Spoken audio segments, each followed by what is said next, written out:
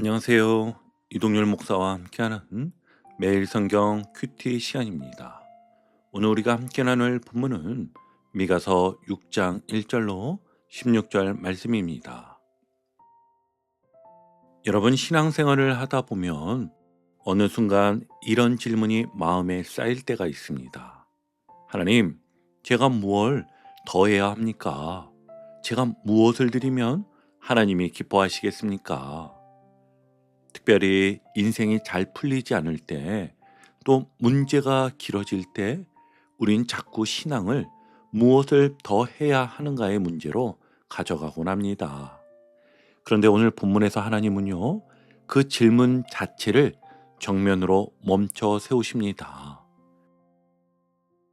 하나님은 이렇게 말씀하시는 것 같습니다. 너는 지금 나에게 무엇을 더 줄 생각만 하고 있구나. 그런데 나는 먼저 묻고 싶다. 내가 너에게 무엇을 했는데 너는 왜 나를 이렇게 대하고 있느냐? 여러분 이 질문 조금 아프지 않으십니까? 미가서 전체 흐름 속에서 보면 이 질문은요 더 선명해집니다. 1장에서 3장까지는 하나님은 이스라엘의 죄를 진단하셨고 또 4장과 5장에서는 회복의 미래를 약속하셨습니다. 그리고 이제 6장에 와서 하나님은 이렇게 묻고 계신 겁니다. 그 회복을 약속한 내가 이제 너희에게 원하는 삶이 무엇인지 아느냐? 오늘 말씀은요, 심판의 말씀이기 전에 관계 회복을 위한 하나님의 간절함이지요. 자, 그럼 이제 오늘 본문 속으로 들어가 보겠습니다. 먼저 1절 말씀을 함께 보시면 너희는 여호와의 말씀을 들을지어다. 너는 일어나서 산을 향하여 변론하여 작은 산들이 내 목소리를 듣게 하라 하셨나니. 아멘. 여기서 하나님은 아주 낯선 방식으로 말씀을 시작하십니다. 산을 향하여 변론하라. 이 말씀은요, 감정적인 호소가 아니라 법정에서 옳고 그름을 따지는 소송 언어잖아요. 여러분, 산이 들을 수 있습니까? 산이 귀가 있나요? 그런데 하나님은 일부러 산과 견고한 지대들을 불러 증인으로 세우십니다. 왜입니까? 산은 말하지는 않지만 산은 처음부터 끝까지 그 자리에 있었기 때문이지요. 사람은 변합니다. 상황이 바뀌면 말이 달라지고 형편이 바뀌면 태도도 바뀝니다.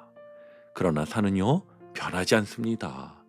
세대가 바뀌어도 왕이 바뀌어도 산은 그 자리에 그대로 서서 하나님이 이스라엘에게 무엇을 하셨는지를 묵묵히 지켜보고 있었던 증인이 되는 것이지요. 그래서 하나님은 이렇게 말씀하시는 겁니다. 너희는 변했지만 산은 다 보고 있었다. 이어서 2절 말씀에서는 너희 산들과 땅의 견고한 지대들아 너희는 여호와의 변론을 들으라. 여호와께서 자기 백성과 변론하시며 이스라엘과 변론하시리라. 아멘. 여기서 중요한 표현이 나오는데요. 여호와께서 자기 백성과 변론하신다. 여러분, 하나님은 지금 원수와 싸우시는 것이 아닙니다. 그렇다고 이방 민족과 다투시는 것도 아닙니다. 자기 백성과 변론하십니다. 이 말은 무슨 뜻이지요? 하나님이 관계를 포기하지 않으셨다는 뜻입니다. 관계를 끊으셨다면 변론도 필요 없고 그냥 침묵하셨을 것이고 내버려 두셨을 것입니다. 그런데 하나님은 굳이 법정을 세우시고 굳이 증인을 세우시며 굳이 또 말씀으로 따지십니다. 왜요? 아직 이 관계를 붙들고 계시기 때문이지요. 그리고 그때 3절에서 하나님의 마음이 그대로 드러나는 질문이 터져 나옵니다. 내 백성아, 내가 무엇을 네게 행하였으며 무슨 일로 너를 괴롭게 하였느냐? 너는 내게 증언하라. 여러분 이 질문을 잘 들어보십시오. 하나님은요, 지금 화를 내고 계신 게 아니지요. 호통치고 계시지도 않습니다. 차분하게 그러나 깊이 찌르듯 묻고 계십니다. 내가 너를 괴롭게 했느냐? 내가 너를 억울하게 했느냐?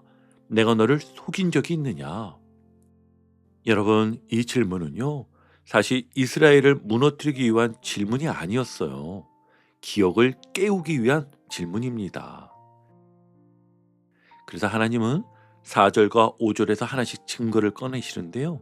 4절을 함께 보시면 내가 너를 애굽 땅에서 인도해 내어 종노릇하는 집에서 속량하였고 모세와 아론과 미리암을 네 앞에 보냈느니라. 아멘. 애굽은 단순한 옛날 지명이 아니라 애굽은요, 노예됨의 자리, 빠져나올 수 없다고 느꼈던 자리입니다. 그런데 하나님이 그 자리에서 끌어내셨습니다. 그리고 사람을 보내셨지요. 모세, 아론, 그리고 미리암. 이어지는 5절에서는 내 백성아, 너는 모압 왕 발락이 꾀한 것과 부올의 아들 발람이 그에게 대답한 것과 시딤에서부터 길가까지의 일을 기억하라. 여기서 핵심 단어는 분명합니다. 기억하라. 시딤에서 길갈까지 요단강을 건너 약속의 땅에 들어가게 하신 사건인데요. 불가능을 가능으로 바꾸신 하나님의 역사를 기억하라는 것입니다. 그리고 하나님은 마지막에 이렇게 말씀하시죠. 그리하면 나 여호와가 공의롭게 행한 일을 알리라. 그러니 이 말씀은 이런 뜻입니다. 너희가 나를 오해하고 있지만 나는 한 번도 불의하게 너희를 대하지 않았다. 하나님은 공의로우셨고 신실하셨고 끝까지 책임지시는 하나님이셨음을 기억하고 믿음의 삶을 살라는 것입니다. 여러분, 첫 단락에서 우리에게 전하는 메시지는 분명하지요. 문제의 시작은 상황이 아니라 은혜를 잊어버린 기억 상실에서 시작된다는 것이었습니다. 여러분, 아멘이십니까? 혹시 요즘 마음속에 이런 말이 자주 떠오르지 않으십니까? 왜 내 인생은 이렇게 꼬였을까? 왜 나는 늘 기다려야 합니까? 오늘 하나님은 그 질문을 정죄하지 않으십니다. 대신 이렇게 물어보십니다. 내가 너를 괴롭게 했느냐? 오늘 실천은요, 단순합니다. 오늘 하루 하나님이 나를 애굽에서 꺼내 주셨던 한 장면을 기억하십시오. 그리고 이렇게 고백해 보세요.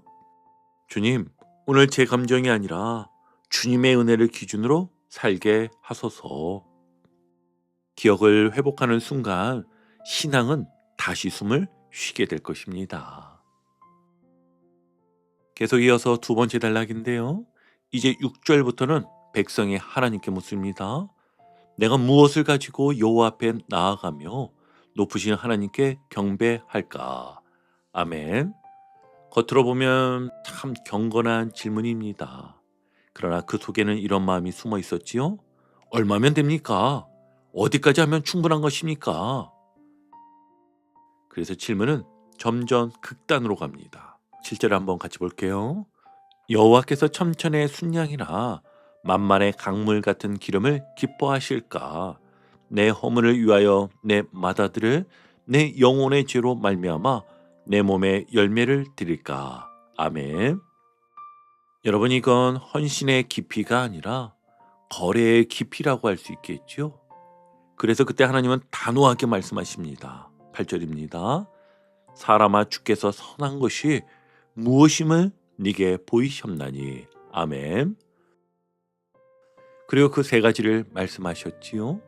정의를 행하며 인자를 사랑하며 겸손하게 네 하나님과 함께 행하는 거. 이 세 가지의 중심은 하나님이었습니다. 하나님과 동행하는 삶. 하나님은 예배의 횟수를 세지 않으십니다. 하나님은요, 삶의 방향을 보시는 분이십니다. 여러분, 우리도 모르게 이런 말이 입술에 오를 때가 있습니다. 이 정도 했으면 됐지. 이만큼 헌신했으니까 하나님도 알아주시겠지? 그런데 오늘 말씀은요, 그 말 속에 숨어있는 마음을 조용히 비추어 줍니다. 혹시 우리는 하나님을 사랑의 대상이 아니라 계산의 대상으로 대하고 있지는 않은지 말입니다. 그래서 오늘 우린 거창한 결단보다 작지만 분명한 방향 전환을 하나씩 해보면 좋겠습니다. 먼저는 오늘 하루 한 가지라도 정직을 선택해 보십시오. 손해가 느껴져도 하나님 앞에서 숨기지 않는 선택 말입니다. 그리고 한 사람에게라도 인자를 실천해 보십시오. 큰일이 아니라도 괜찮습니다. 한마디 위로, 한 번의 기다림, 한 번의 양보면 충분합니다. 그리고 하루를 이렇게 시작해 보십시오. 주님, 오늘 제가 무엇을 더 드릴지 고민하기보다 제 삶에 주님의 함께 걸어가시길 소망합니다. 이렇게 하루의 방향을 바꾸는 것이 하나님이 기뻐하시는 신앙의 자리입니다. 자, 이제 마지막 단락인데요. 9절부터 하나님이 다시 외치십니다. 여호와께서 성읍을 향하여 외쳐 부르시나니. 아멘. 그리고 구체적인 죄를 지적하시지요. 불의한 재물, 속이는 저울, 거짓된 말, 강포한 삶. 그리고 14절에서 가장 무서운 결과를 말씀하십니다. 네가 먹어도 배부르지 못하고 항상 속이 빌 것이며. 아멘. 여러분, 이건 가난보다 더 무서운 상태입니다. 채워도 채워지지 않는 공허함입니다. 왜 이런 결과가 옵니까? 16절을 볼게요.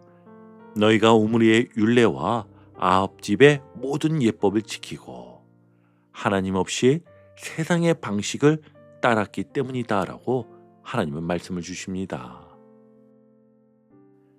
오늘 하루 이 질문 하나만 붙들어 보십시오. 이 선택에 하나님이 계시는가? 그리고 이렇게 기도해 보세요.